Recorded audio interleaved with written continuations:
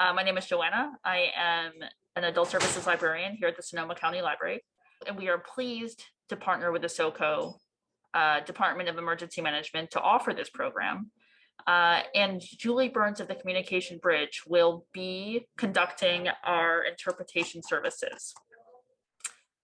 A few reminders about today's event. Please keep yourself muted during the program. There will be time for Q&A at the end. If you have a question for the presenters, please ask it in the chat feature and we will do our best to answer it.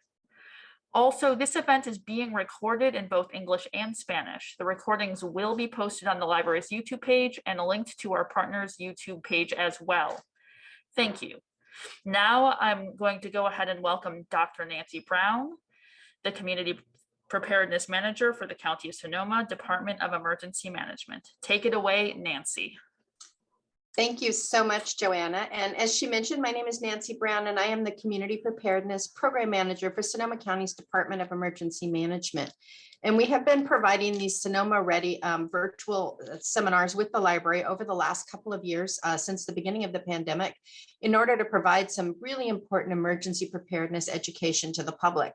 So welcome all of you. Super happy to see you here to learn a little bit more about preparedness in the winter season, which can be just a little bit different. And certainly all of the things that we talk about at our other preparedness classes about the different things we talk about during fire season, all of those things are applicable in the wintertime, of course. So having your go bag ready, being assigned alerts, being signed up for alerts, all of those things are certainly applicable. But there's a few tweaks that you can make to make sure that you're really at the top of your game and ready for anything in our winter season. So that's really the focus of this seminar here today. It is 1 hour, and we have some of the greatest experts in our county with us here today. We have Misty Wood from Sonoma County Sheriff's, our own alert and warning manager from Department of Emergency Management, Sam Wallace, and David DeRoot from the California Highway Patrol is joining us. And we're going to start off today with David, and he's going to talk a little bit about winter driving safety. So David, are you ready to go?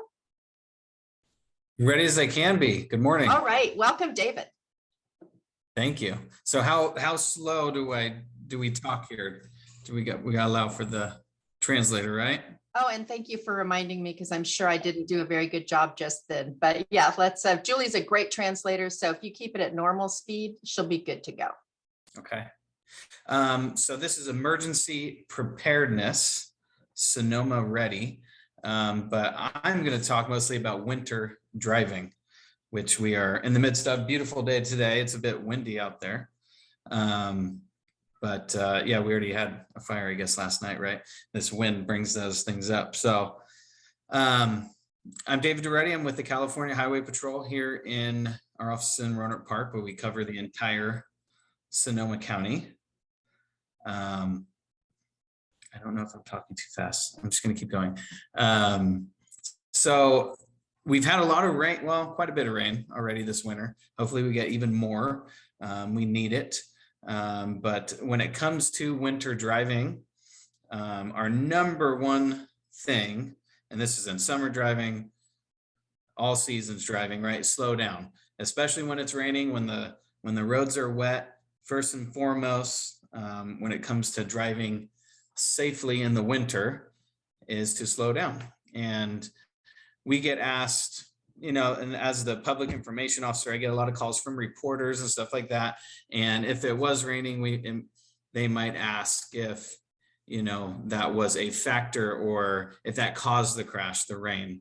And it's not going to cause the crash ever, but it's usually going to be a factor because it can do a lot of things. It can slow down your ability to stop,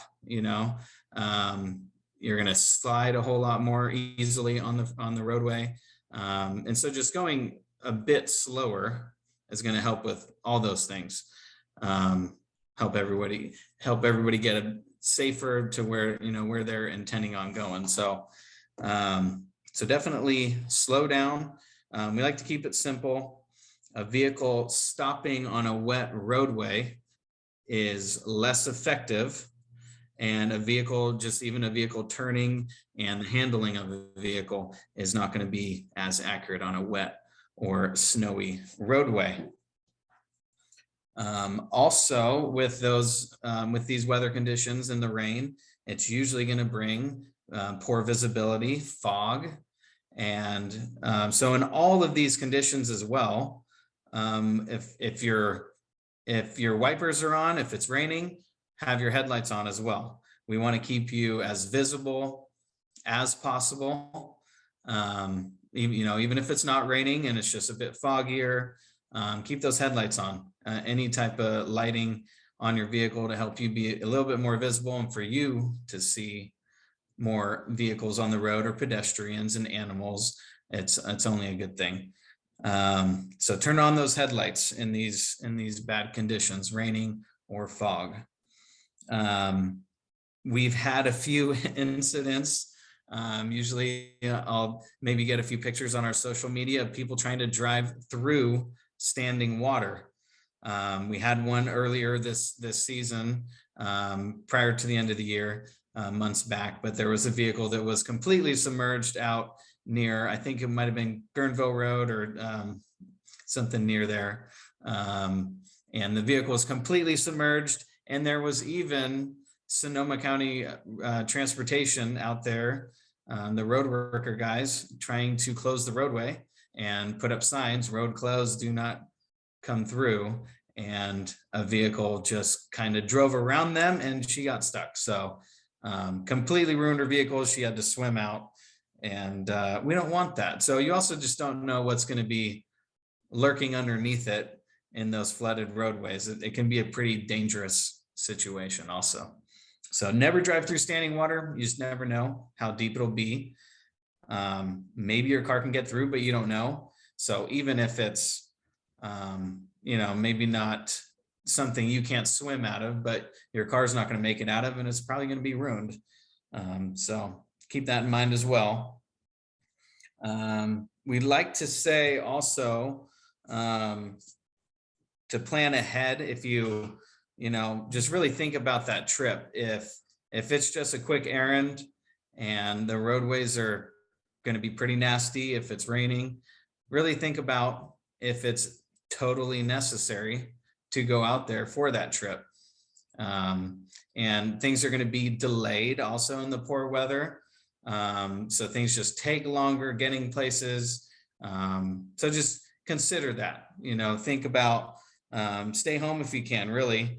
And just recognize that it can take longer to get to your destination. I think I hit all my bullet points for the most part. If you are ever in an emergency, please call 911. Around here, most cell phone 911 calls will go out to the CHP dispatch, which is in Benicia, at our Golden Gate CHP office headquarters. And so the calls will be routed through there, and then they'll get it dispersed to whoever needs to come out and help. But just be aware, we're super short. Everyone is shorthanded right now, right? So CHP, officers, sheriff, everybody's shorthanded. And so is our dispatch center. So even times when I've been at the front counter and we connect a caller over to dispatch when they have a call, even we wait on the phone too. So we see that the call times are lagging a bit, but they're just super shorthanded. So keep that in mind if you do call. But 911, it's the quickest way. You don't need a special number. You can just call 911 even if you break down. If you're ever in the roadway, in a crash, broken down, always try to make it over to the right shoulder. We want to get you out of the roadway and safe as possible, and then make your phone call from there. Because we just don't want another collision. Say if you were in a collision, if your car is drivable, always try to move it over to the right and get out of the way. I think that's it for me. Thank you so much, David. And for those that are listening, and for myself also, we will have a Q&A at the end. So if you have any questions for David, go ahead and throw those in the chat, and we'll get to those towards the end. Perfect. Thank you. Thank you. So next up, we have Sam Wallace from the Department of Emergency Management, who is our alert and warning manager. Take it away, Sam. Oh, well, thank you, Nancy. I'm going to go ahead and share a little slide here. And we're going to just talk a little bit about the winter threats that are out there above and beyond driving, and how we're going to warn you if there's a serious threat and that might be affecting you. And first of all, let's talk about some of the threats that are out there. One of them is obviously flooding. And of course, you don't necessarily have to be right by the Russian River or one of the other rivers to see flooding. Those of you that might be in South Santa Rosa may remember that we had a significant flooding event here back in October. So, that's just something that you need to be aware of. But this is a kind of a worst case picture from the Guerneville area. But probably more concerning for us is the possibility of flash flooding and debris flow. Sometimes we use those interchangeably. That's just when the rainfall happens so quickly that there's a sudden surge of water that comes down the waterways. And especially in our burn scar areas from one of our many wildfires, because everything is so disturbed there, that sudden rush of water can bring with it downed trees and branches and even rocks, and the water can propel them very quickly. This is a significant hazard if you're downstream of this, because even a small amount of water can sweep you away, but water with such debris in it can do physical damage to structures. Even bridges in the past have been taken out. This picture that I have here is from a debris flow that happened in Montecito a few years ago following a wildfire that happened in the area.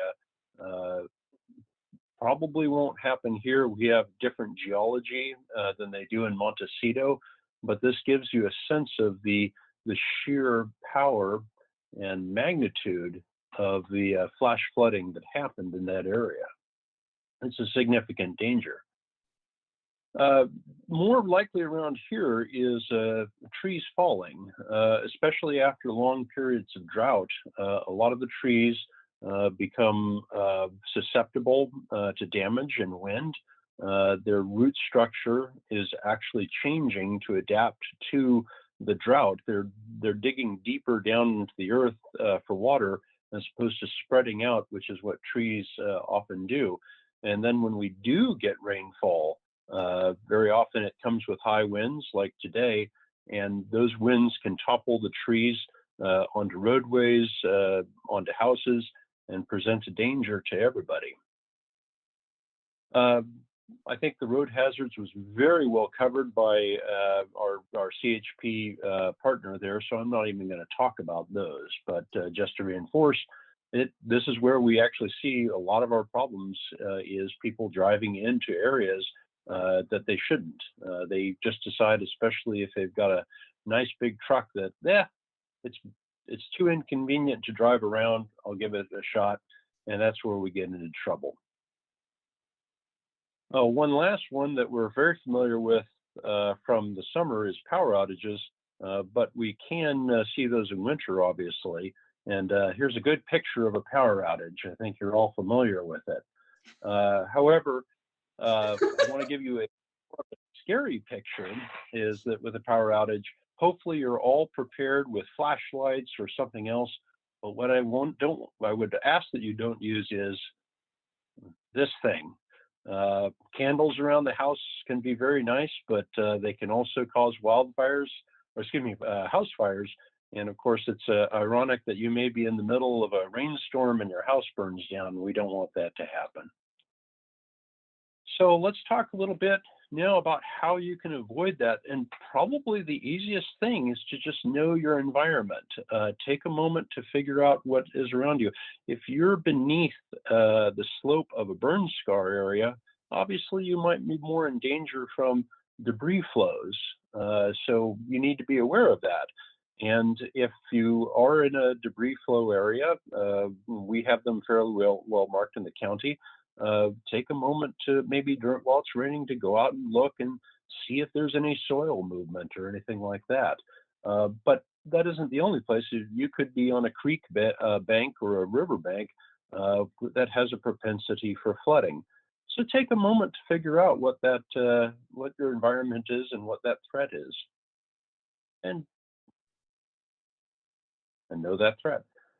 Once you know what the threat is for your home or wherever you are, is have a plan for what you're going to do, both to detect the threat, how you're going to get informed, and what you're going to do if something happens. And that might be something as simple as, if you're on the riverbank, maybe you need to have access to sandbags and sand so that you can protect your home from some minor flooding.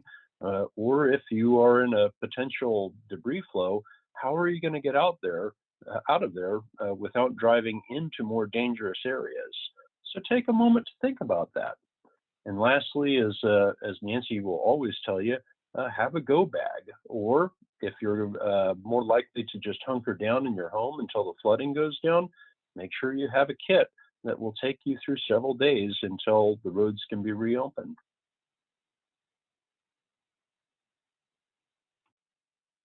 And there we go. I do want to talk a little bit about winter alerts or weather alerts and how we're going to inform you when there is a threat. And one of the things I'd like to make very clear is, if it's a weather-based alert, those are sent by the National Weather Service. The county, the cities, we usually don't send those out. That's the rule for the system, is that the National Weather Service is responsible, so they get the first crack at it. So if there's a major storm coming out and the possibility of flash flooding, we're usually it's going to be the responsibility first of the National Weather Service to put that out. They're going to use a series of systems like the wireless emergency alert system, which will send a loud, annoying tone to your cell phone, as well as a quick text message. They're going to use the emergency alert system, so it's going to come across the radio and the television. And if you have a NOAA weather radio, which I do recommend, they will be able to activate your NOAA weather radio and give you warning that way. Now, we will send out warnings if there's a specific threat. If we, for instance, see debris flow, or we think there's a possibility that there might be a problem in the burn scar area, or if we begin to see soil moving, or if we know there's a specific place flooded, then yes, then the county and the city and local public safety agencies may send out an alert. We'll use SoCo Alert and send it directly to your home phone. The sheriff may use Nixle, as will other fire departments in cities that also have it, but that's going to be dependent on the threat. And of course, we will use broadcast media. We will inform all the local television and radio stations that this is a threat that's going on. Now, there's a little warning terminology, and sometimes this confuses everybody. What is the difference between an advisory, a watch, and a warning? And these are all terms that the National Weather Service uses. An advisory means that there is, in fact, a weather system, for instance, moving in, but it's not considered enough of a threat to go to a watch or a warning. It's definitely going to happen, but it's really just something you need to know about. It probably won't impact you in a significant way. A watch, on the other hand, is that the National Weather Service sees there is a possibility of a dangerous weather system, be it everything from rain in other parts of the country, tornadoes, or hail, or even tsunamis, that the possibility is there.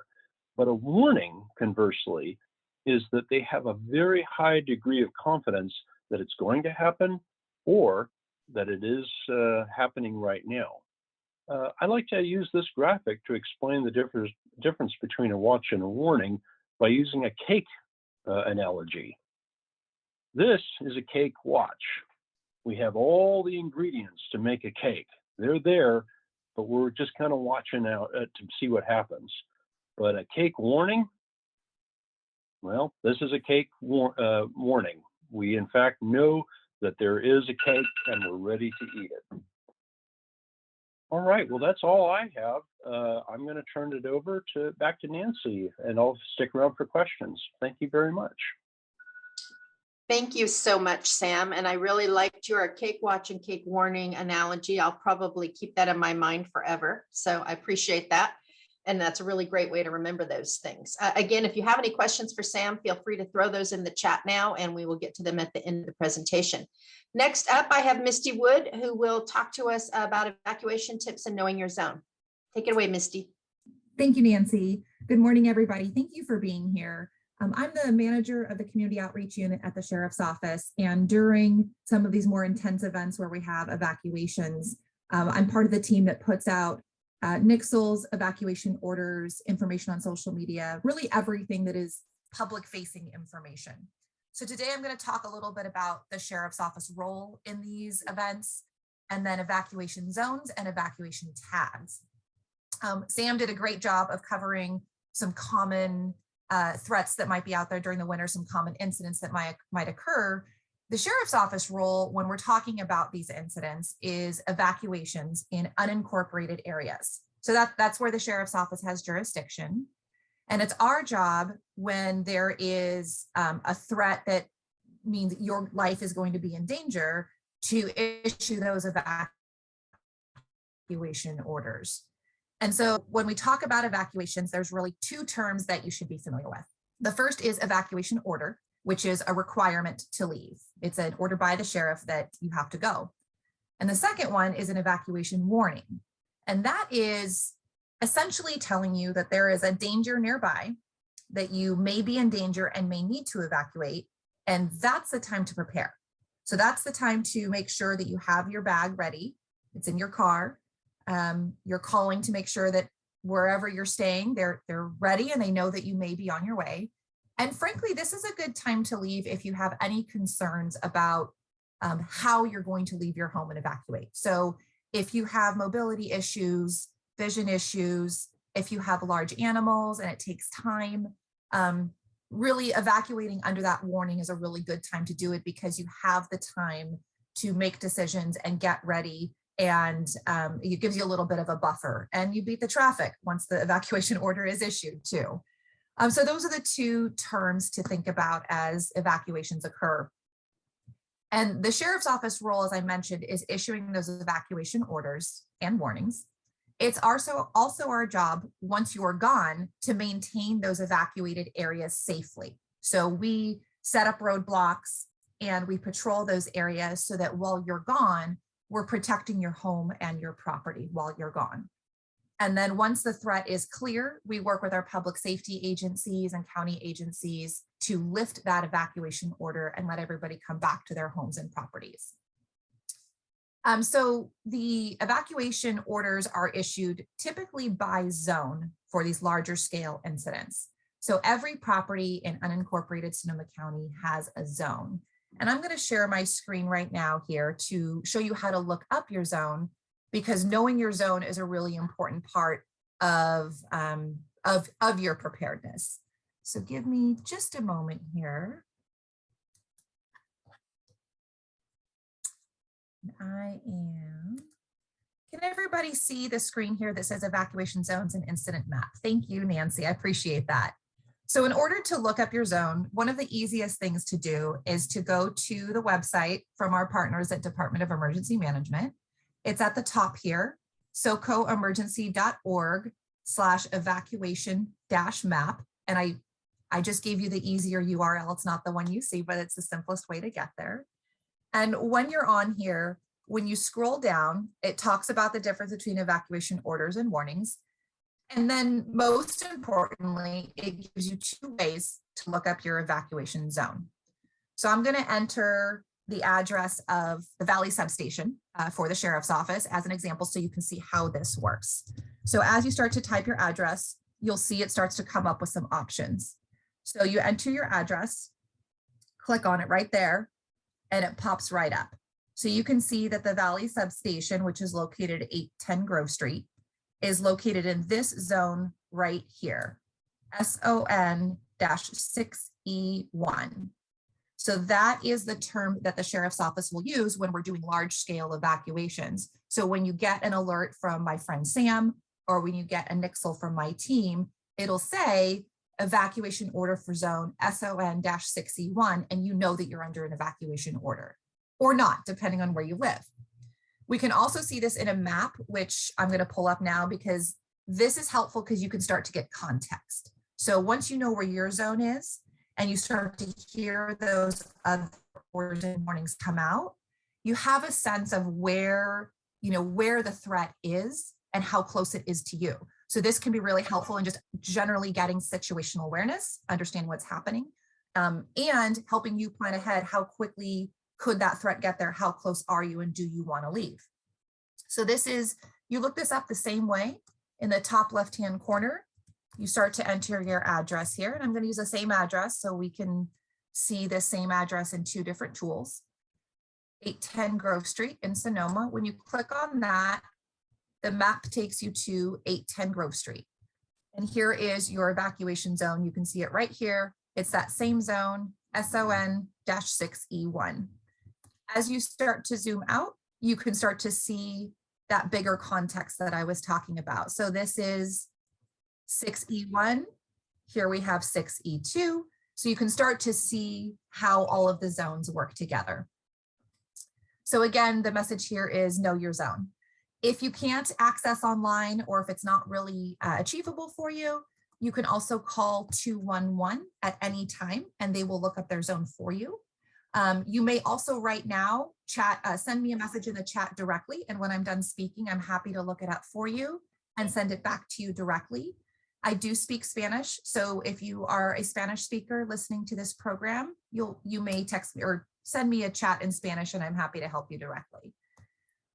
The last thing I want to cover are evacuation tags. This is an evacuation tag. And I had it working earlier with my background. There we go. So this is an evacuation tag. This is free to you, optional to use if you'd like. And this is what you post in a really visible location when you evacuate, so that sheriff's deputies, CHP officers, firefighters, all of those first responders know that you've already evacuated. So this is a way for you to let us know you've already evacuated and we can move on to the next house more quickly. So this is an example of a small task being done on a large scale and having a really big impact. So when we don't have to check your house, you save us several minutes. And oftentimes several minutes is a really big deal in an evacuation.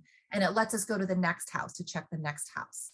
And so we would ask that if you'd like to pick up one of these evacuation tags at any of our stations. We've got our main office station in Santa Rosa. We have our River substation, our Valley substation, Windsor Police Department, and Sonoma Police Department. So you can pick those up at any of those stations and use them the next time you have to evacuate. So with that, I'm going to close it down. I did see I got my first mug, a couple messages coming in. So if you shoot me your address directly, I'll look up them for you now. Thank you so much. And if you have any general questions as well, remember to put them in the chat to everybody and we'll answer those at the end. Back to you, Nancy. Thank you so much, Misty. That was great. I appreciate it. And as Misty said, if you have any questions in general for her about evacuations, evacuation tags, those types of things, feel free to put those in the chat and we will get to them later. So next up is me, and I'm going to talk about winterizing your go bag. So let me get my screen shared. And hopefully you can all see my screen, correct? Excellent, thank you. So we're going to talk a little bit about go bags and the basic list of items, which I will show you and tell you how to get, but then also how to customize that bag so that in the winter time, you're prepared just a little bit differently so that you can weather some of the colder weather and things like that that are going on. So this is our basic list of go bag items. And I have this in Spanish, which I will switch to in just a second. So you can get these, you see down at the bottom at Get Ready, Build a Kit, our SoCo emergency page, you can find this list. You can find a similar list in many places at your on your internet. So you can find it at Red Cross, you can find it most of the cities. So there's lots of different places to get a list of what goes in your go bag. The key here for a go bag, and please remember this, is you need to be able to carry your go bag. The point of a go bag is that in an emergency, you need to be able to take this with you if you need to leave in a hurry, and it has the essentials. So this is not your supplies for a week if you're going to shelter in place because of a flood. This is your supplies for 3 days maximum so that you could survive if you needed to leave your house in a hurry because of a landslide, because of a flood, because of some of these other things. Your power was out and you need to get out because you're not comfortable at home when your power's out. Whatever that is, that these are the supplies that you need that are essential. And of course, it also includes your important documents. You need to have some cash. If the power's out, we want to remember that your power will also be out in other places. So you might not be able to use your credit card or ATM card to make payments, things like that. Here's the list in Spanish as well, and I'll continue to talk briefly about the list. And I think the important thing is, it's not the list you want to focus on as much as what you personally need. So when you're thinking of your go bag, you want to remember, do you have hearing aids?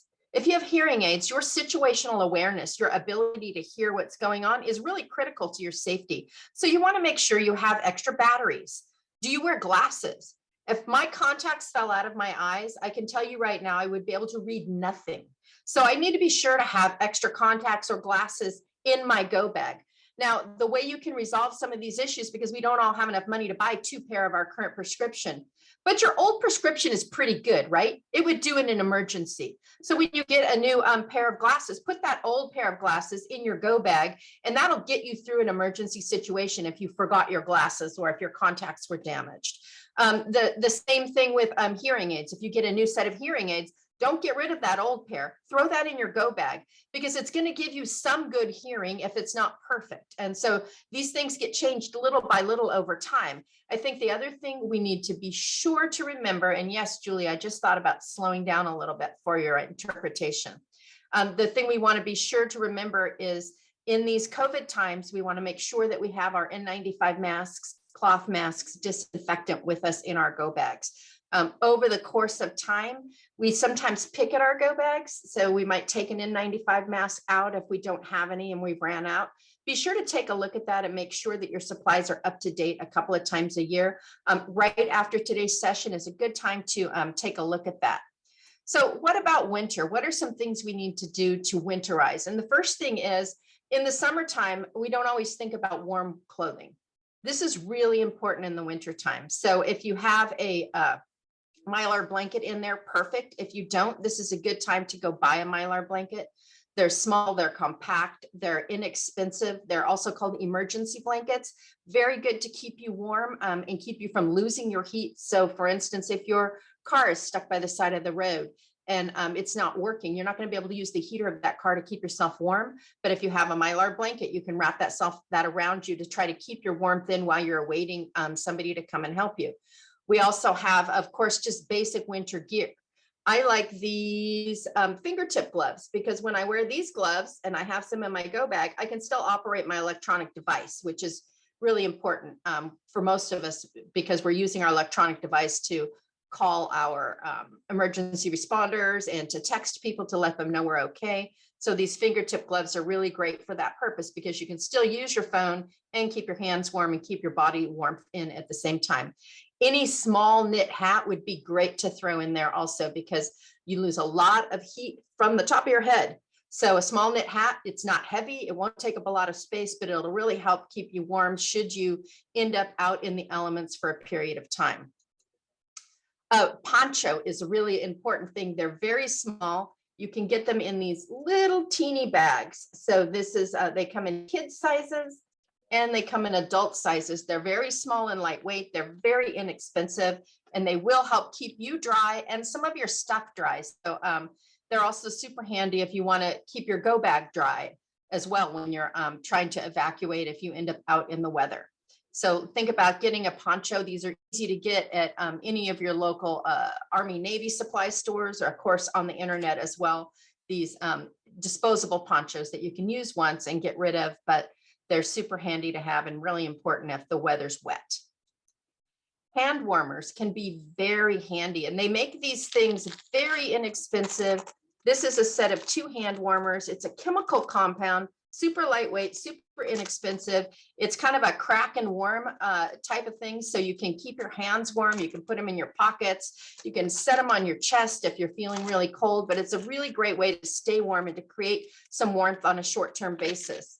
They also make these in an electronic and more expensive version. Now, you may or may not think this is of value to you. You can also use these as a portable charger. So they have another usage, and that's the one here in the pink. So you can use these they'll warm your hands. You can also charge your cell phone with them. So they do have a battery in them as well.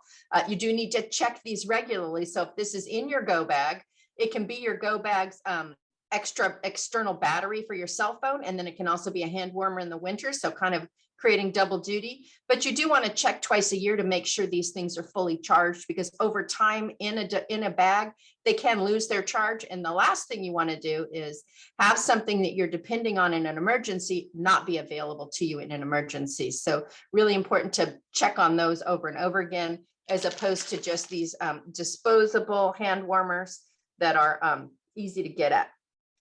One thing I do want to mention, and I always like to mention, is a lot of these things are plastic. They're not good for the environment. They're not things that we would call environmentally friendly. And I get that. So a plastic rain poncho.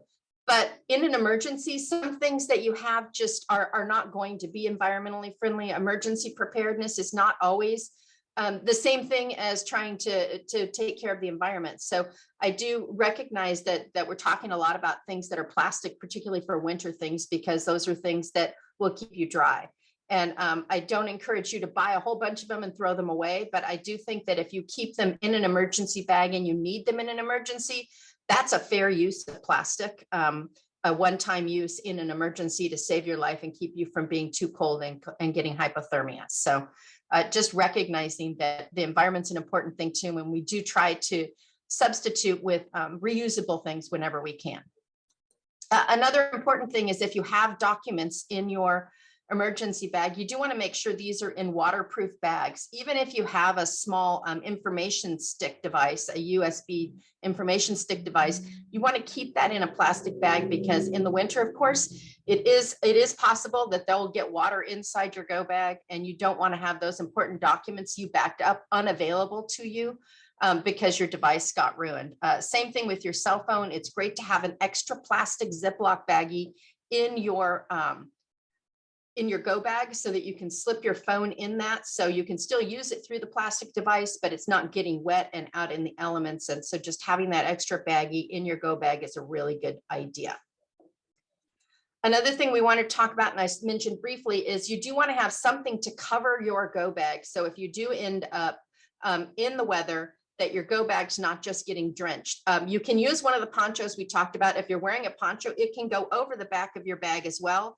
If you're using a roller bag, it's not going to work as well. Even just a simple 32-gallon trash bag can fit over that, and you can get the handle out so that you can keep that nice and dry for yourself. So think about that and how you can make sure that if you are out in the weather with your go bag, you do have a way to keep that dry. One last thing I'd like to talk about, and this is something that's really important for those of you who are working with your neighbors to be ready together, good for you. If you have yet to start a preparedness group on your block, I urge you to, because this is really one of the important ways that we all stay safe together. And having, the neighbors across the street from you and next door to you, 5 to 10 to 15 households working together on preparedness is a really important thing for staying safe. Sometimes you won't get information, but your neighbor did. Your alerts didn't come to your phone, but your neighbors did. You may have neighbors who don't drive, and being able to provide support for them if you need to evacuate is a really important thing, to be able to pick them up, scoop them up, and take them to a local shelter so that they can get there safely and in a timely fashion. We've all seen in emergencies in Sonoma County that our first responders are overwhelmed at the beginning of an emergency in the first hour or two, that we get the information, we need to evacuate, trouble's coming, but emergency responders are getting hundreds and hundreds of calls And they just can't respond to all of them efficiently. But neighbors working together can actually respond to each other very quickly and efficiently. So it's really important that we think about, if you haven't started a group yet, that this is a good time to do so. Just go knock on your neighbor's door. We have, in collaboration with our Sonoma County Library Department, we have evac packs, and these are information guides that are available at all of our libraries. They're available in English as well as in Spanish. And they include a personal emergency planning guide. They include an evacuation checklist, a sticker so you can note where your zone is and keep that at the forefront of your mind. And these are available at no charge at the library in English and in Spanish. And this is a good way to start with your neighbors, is go to the library, get a couple of these, and have a discussion with your neighbors about what kind of things you have in common and what kind of things you can help share with each other. Do one of you have a medical experience, and another one of you has the ability to chop down a tree if you need to, because it's blocking your road for an exit. So working together is a really important thing. And in my department, it's something we're really focusing on this year. So if you'd like to start a neighborhood group, happy to support you in any way. So please feel free to reach out to me so that we can work together to figure out how we can get your neighborhood mobilized in the most informal or formal way you'd like to. COPE groups, communities organized to prepare for emergencies, are really big in the county. There's a lot of great examples, and there's a lot of good help with that as well.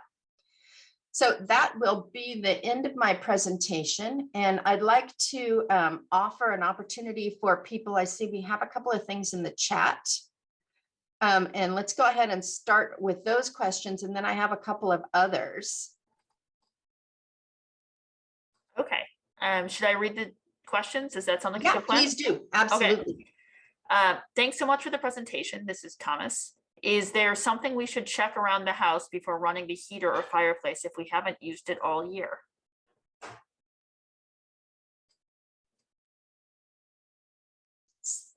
Oh, well, I'll go for that one. By all means, this is always a bit of a problem because we live in such a wonderful part of the world where it's warm a lot of the time.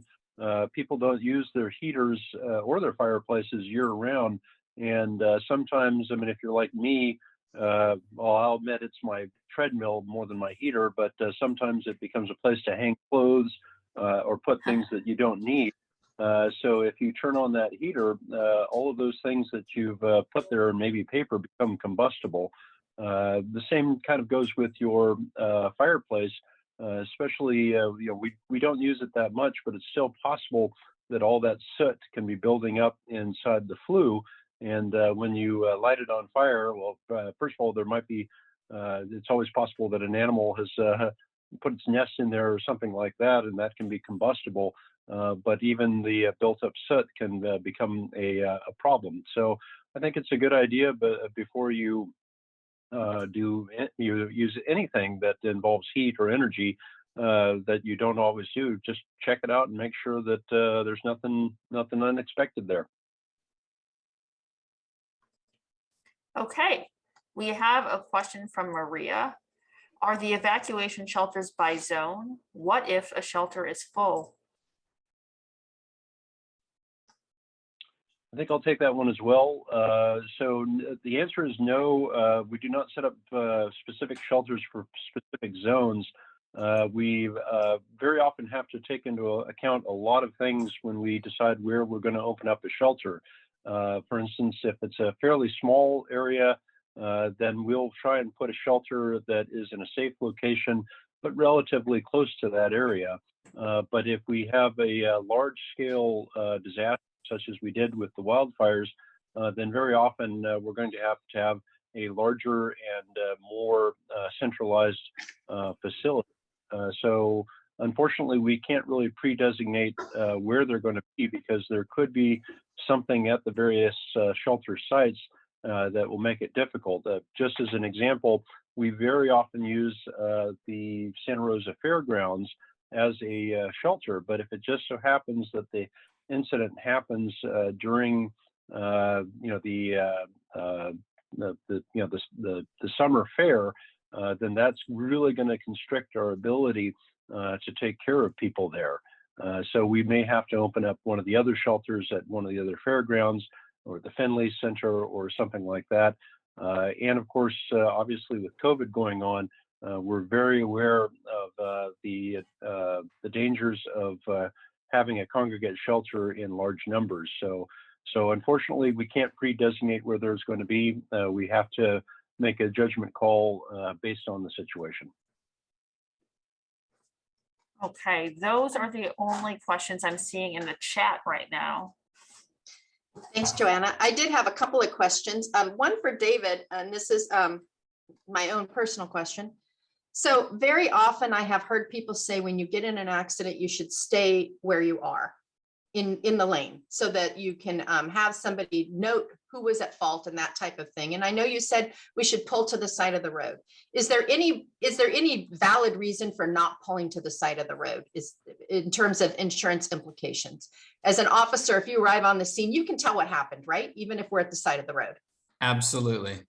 Yeah, we can just by looking at the damage, we're never too confused on what happened in the crash, especially if, I mean, it's important that all parties stay at the scene. That's always makes it more difficult when somebody flees the scene, but always just think about your safety first and foremost. Get out of the roadway.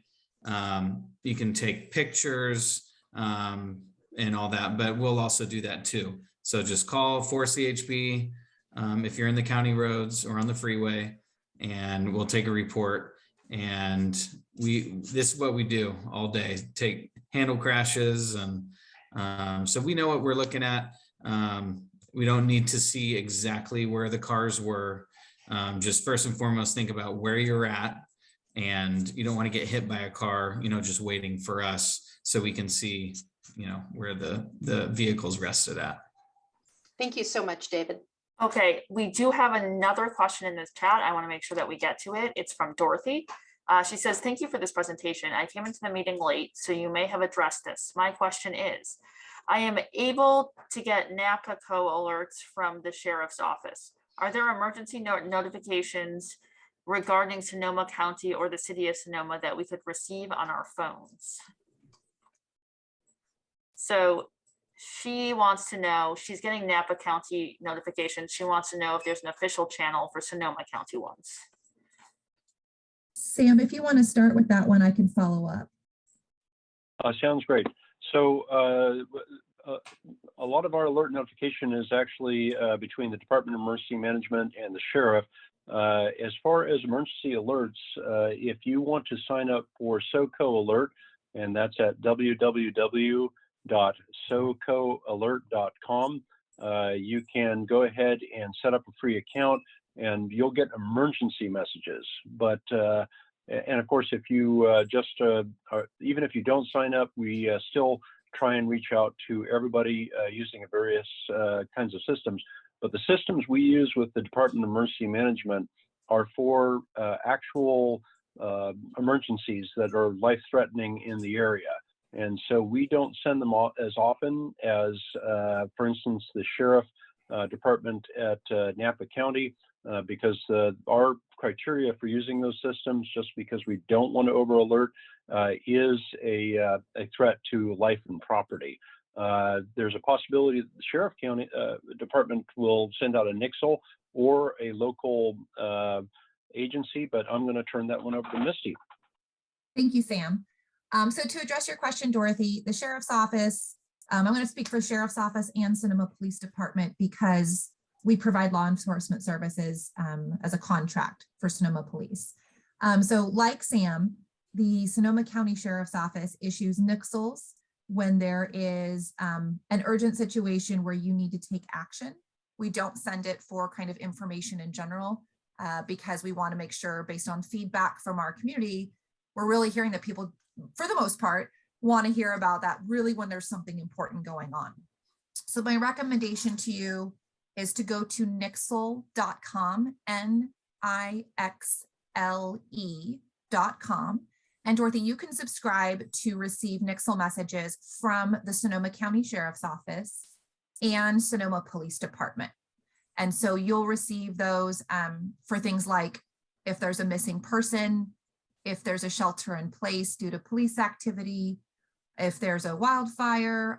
We send out evacuation orders in partnership with SAM and our friends at Department of Emergency Management.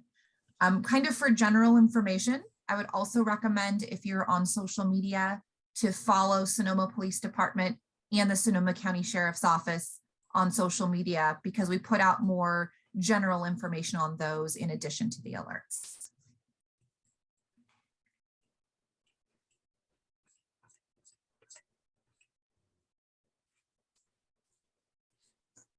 Thank you, Misty. I thought Joanne was going to jump in. I apologize. Another question about the alerts was, can you get these on 3G phones or only home phones, or also home phones? You can get them on both. If you're signed up for SoCo Alert, then you can put whatever phone system you have on there. It will come to it, but keep in mind that that will be a voice message for the most part. And that's, again, not for just informational purposes, but for geographically specific emergency related for threats to life and property. And we tend to send those out now by zone. So if there's a wildfire that is affecting your zone, then we will send it specifically to ring your phone in your area. The challenges are, of course, we need to know where you live and what your phone number is. We do get a lot of that information from AT&T and from a variety of utility companies, which we are able to do legally. But it certainly helps for us if you sign up for SoCo Alert. It helps to improve our database so that we can reach you. I could add to that, Sam, as well, for that question specifically about 3G. The cell phone companies this year are starting to shut down their 3G network. So AT&T will finish shutting it down by February of 2022, Verizon by the end of the year, T-Mobile, Sprint by the end of March, and then Sprint's 4G LTE by the end of June. So this is not something that I control or say over. This is something the cell phone companies are doing, and they are regulated by the federal agency, the FCC. So alerts will not be working at all, not for alerts, not for text messages, not for calling your kid. They're going to be obsolete. So that's kind of a general information piece for alerts, but also life. So I wanted to share that with you as well. Okay, I had a small glitch here, and I just want to make sure. Anne mentions that she sent some questions to Dave Depute. She wants to know if they'll be addressed here, or does she need to provide an email? Did anybody, I don't have her in the chat earlier. Does anybody have? I see them. Okay. All right. Can you read them and then? Yeah. So Anne asked if I could address how to pull out of a spin on wet roads. So wet roads, if you're hydroplaning, if you encounter ice that maybe you didn't see on the roadway, it's always going to be, to first and foremost remain calm, take your foot off the accelerator. We don't want to apply more power, more acceleration, and do not slam on the brakes. Regional Library, this is Karen. How can I help you? And do not slam on the brakes. You kind of just have to ride it out if you do hit an unexpected situation like that. But basically take out, maybe you can try to steer through it best you can, but no slamming on the brakes, and also just take your foot off the accelerator.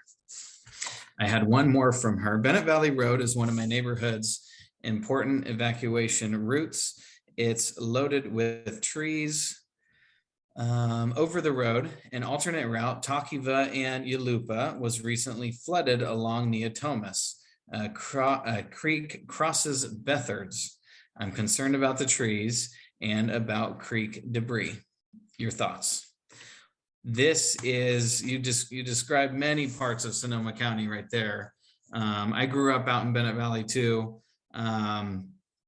It's just something after a storm, the road crews are gonna be out there cleaning things up, and hopefully, you know, they proactively get ahead of a lot of it too.